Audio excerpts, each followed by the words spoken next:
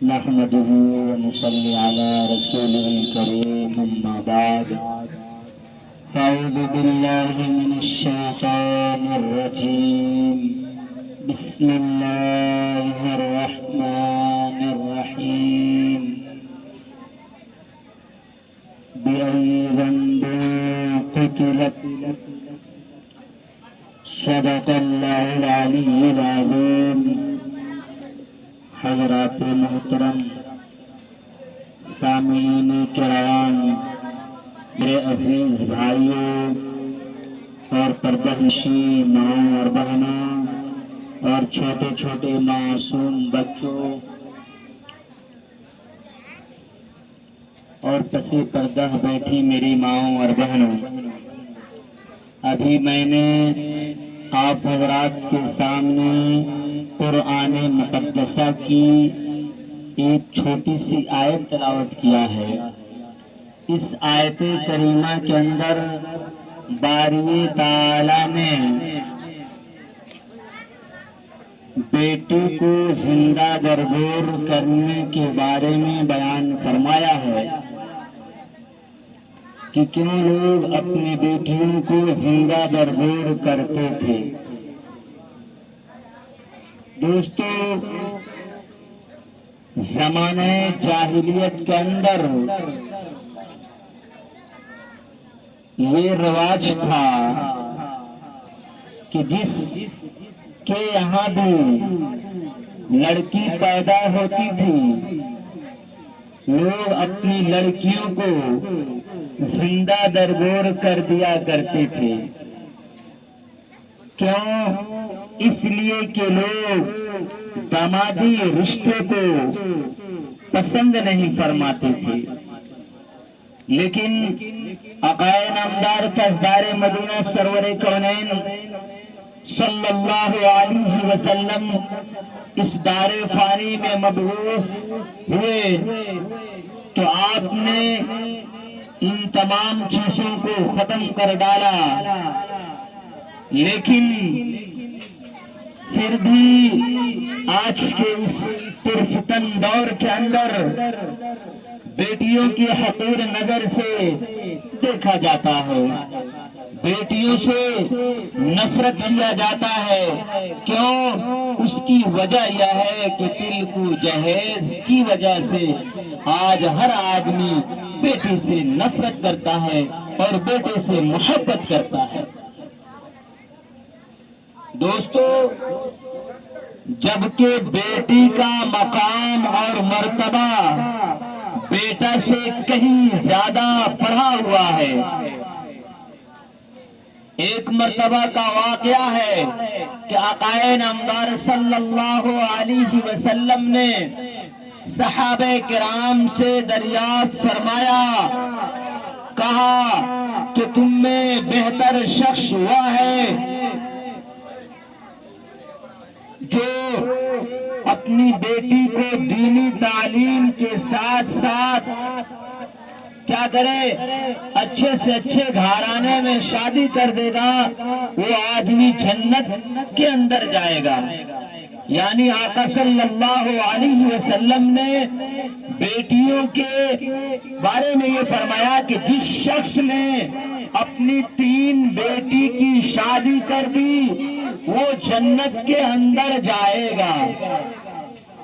میرے دوستو، جن صحابہ کرام کے پاس 3 بیٹیاں تھی، آقا صلی اللہ علیہ وسلم کے اس فرمان کو سن کر فرط مسرت سے باغ باغ ہو جاتے ہیں، خوشی سے جھوم اٹھتے ہیں کہ اگر ہم اپنی 3 بیٹیوں کو اچھی تعلیم یعنی دینی تعلیم دے کر اچھے سے اچھے گھرانے میں شادی کر دیں گے تو ہم جنت کے حقدار بن جائیں گے، جنت کے مستحق بن جائیں گے،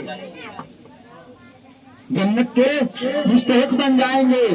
میرے دوستو، بہرحال لیکن جن کے پاس 2 بیٹیاں تھی وہ حضرات مجلس کے اندر کھڑے ہو جاتے ہیں اور آقا صلی اللہ علیہ وسلم سے دریافت فرماتے ہیں پوچھتے ہیں اے آقا صلی اللہ علیہ وسلم آپ نے یہ فرمایا ہے کہ جو آدمی اپنی 3 بیٹیوں کو دینی تعلیم دے کر اچھے سے اچھے گھرانے میں کیا ہے شادی کرے گا وہ جنت کا حقدار بن جائے گا، وہ جنت کے اندر جائے گا۔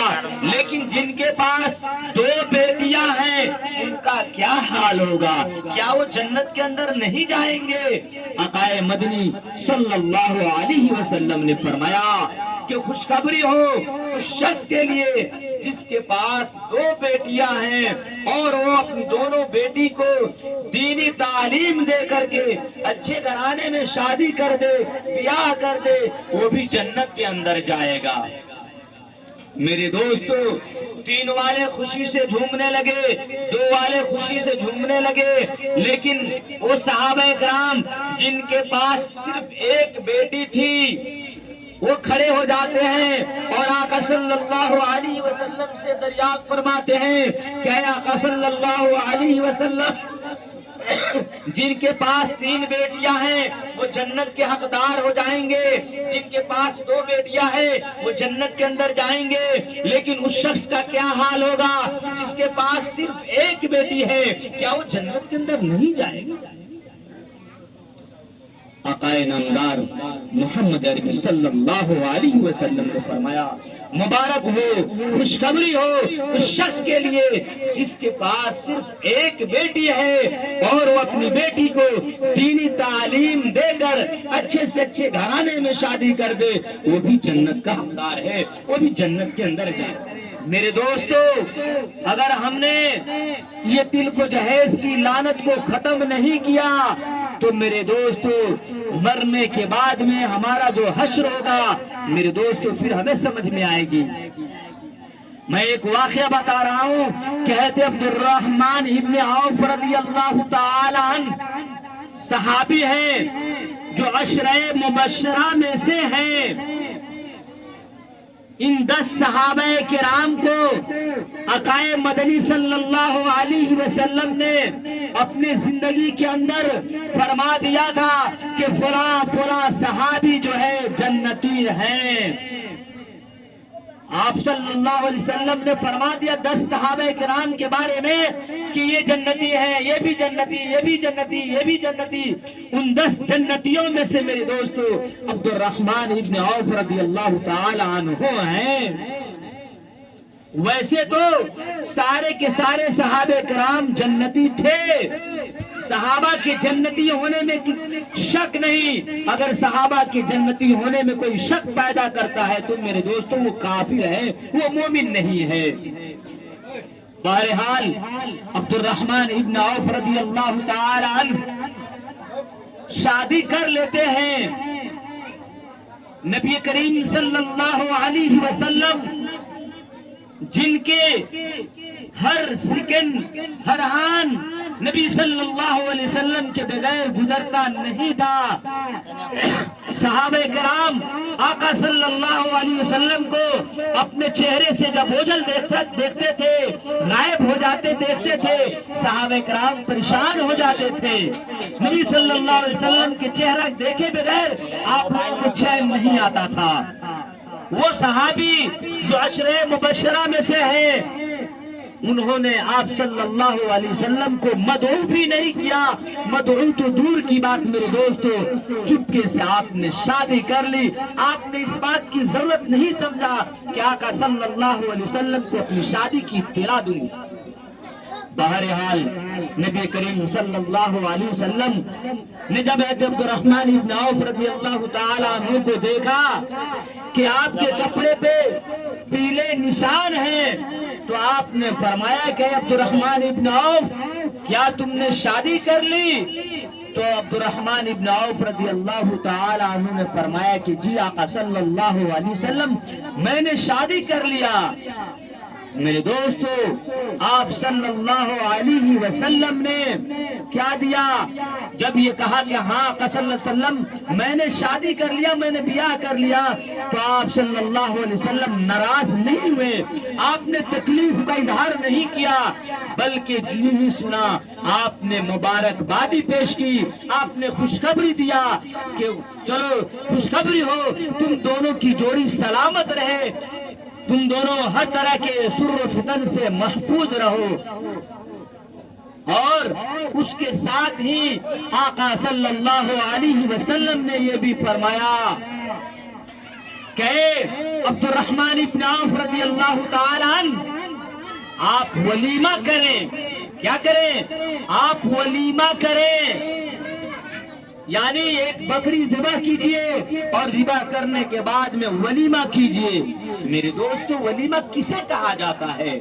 ولیمہ اس کو کہتے ہیں کہ جب لڑکی سسرال آ جائے، لڑکا اور لڑکی اپنی کیا ہے رات کو بسر کر لیں، تو رات بسر کر لیں، رات بسر کر لینے کے بعد میں دن میں جو ولیمہ کیا جائے گا وہ ولیمہ سنت ہے۔